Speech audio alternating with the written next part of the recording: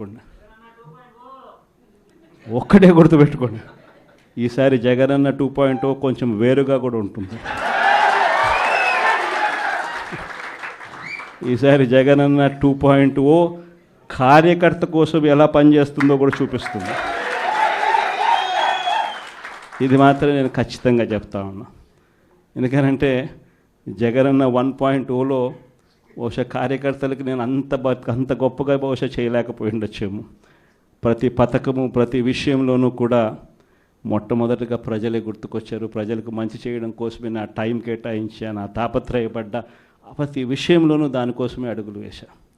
కానీ జగనన్న 2.0కి వచ్చేసరికి మాత్రం చంద్రబాబు నాయుడు కార్యకర్తలకు పెడతా ఉన్న ఇబ్బందులు చూసా, కార్యకర్తలు పడతా ఉన్న అవస్థలు చూసా, కార్యకర్తలు పడతా ఉన్న బాధను గమనించా. వీళ్ళ కోసం గట్టిగా మీ జగనన్న ఉంటాడని సందర్భంగా గట్టిగా చెప్తాను.